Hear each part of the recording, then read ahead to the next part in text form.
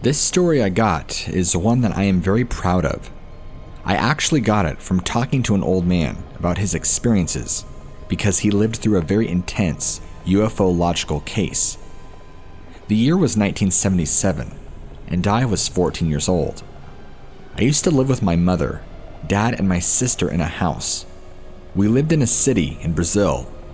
My dad used to work as a construction worker in the city, and he also had a corn farm away from there. The city was small, had a little more than 1,000 people. We used to go to the school by morning, and the school was inside the church. I would go out and play with my friends in the afternoon, and we would still be there, playing until nighttime. There were other small villages around, and the kids from these villages would join us too. It all started mid-August. Me and 5 of my friends were walking in a region we called the beach. The beach was a place somewhat far away from the city, surrounded by woods. We used to go there sometimes. We would start a fire and sit around it to tell each other stories. We had some dogs with us that day. All of a sudden, we started to smell something strange. It was like this weird chemical smell. The dogs then started to bark in the direction of the woods. We all looked at the tree line, trying to see something big. Me and one of my friends stood up, and we got 2 big sticks we would leave around the place for emergencies. The dogs got more and more agitated. We then saw some movement in the woods. The dogs ran in the direction of the movement, and before we could do anything, they disappeared in the darkness. We tried following them, but they were too fast, and their barks would get more and more distant. The noises then stopped. We kept running. We eventually found the dogs, all dead.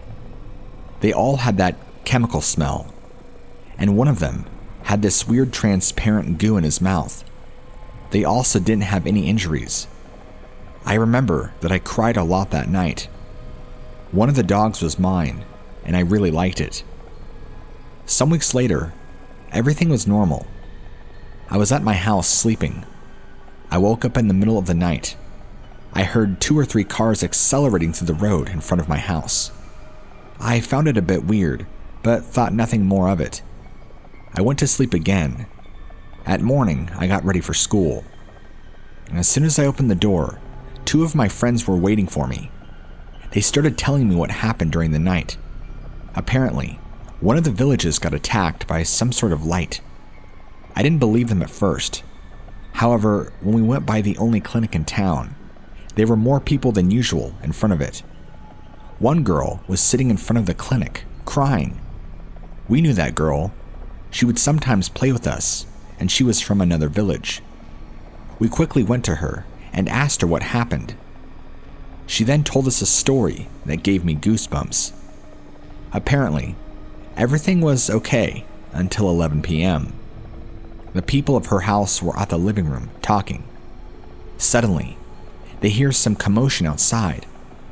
As they went to see, there were some people pointing at the skies. So they looked up as well. She said they could see some weird lights in the sky. They were almost round and would illuminate some of the clouds near it. She got scared by it and decided to go back home. As she was getting back, a huge flash of light illuminated the village. She ran inside and hid, meanwhile listening to people screaming outside. The flashes would continue, and a buzz sound would fill the air. Then, it finally stopped. She heard her dad coming inside with her mom, both in pain. After that, some of the people from the village went around to check on everyone. Her mom and dad were vomiting in the living room when the people came. They got everybody in a car and took them all to the hospital. That story scared me and my friends. We all got to school later, and all of our friends looked weirded out as well. A quick question, and they told us they knew about what had happened too. We had classes with the priest as normal, and later we went home. After lunch, me and my friends decided to go around a bit. You could see a change in the atmosphere of town.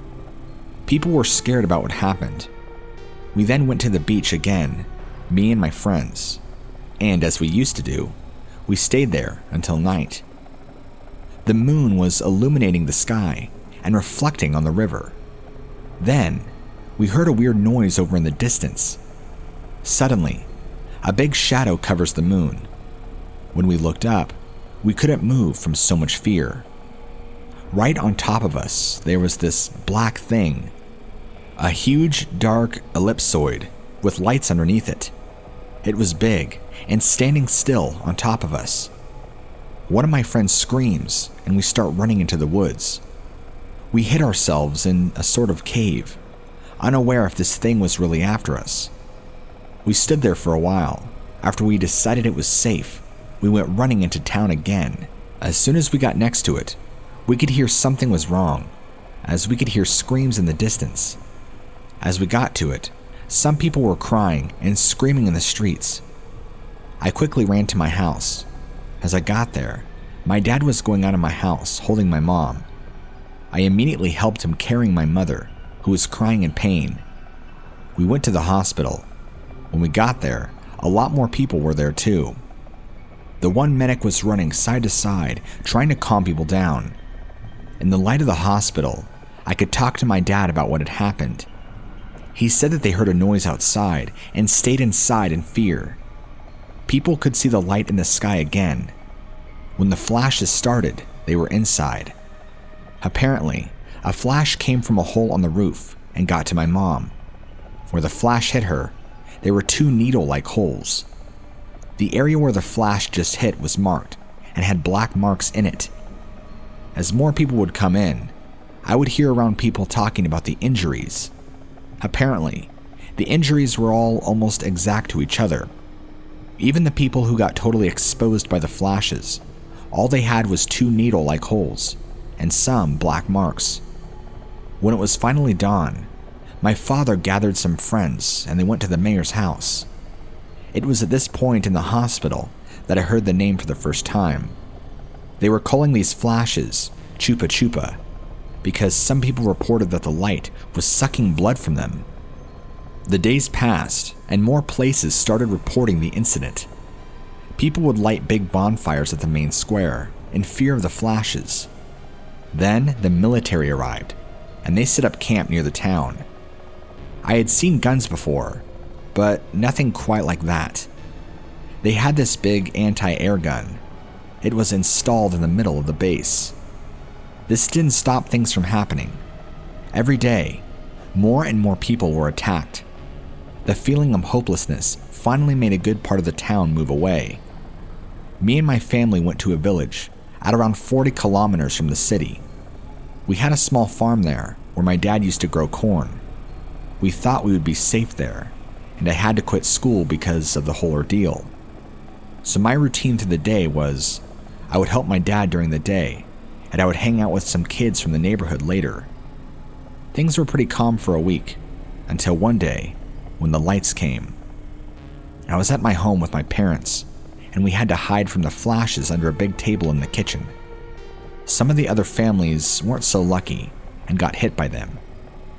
My dad took it upon himself to take some of the people to the town hospital. The next day, he didn't come home. I attended to the farm as usual, waiting for him to come back. Later, I got on my bicycle and went around to the other kids. We went pretty far from town. When it was almost dark, we were already going back and saw my dad's car going back to the road. He didn't stop, as we were all going back together, me and the other kids. The thing is, all the kids would go home, and I would have to ride another 12 minutes until I got home. It was dark already, and I was alone about halfway home. Then, I saw the lights in the sky, and the flashes started. This time, as I was riding my bike, I didn't have a single space to hide from the flashes. As soon as the first flash hit me, I fell to the ground, paralyzed.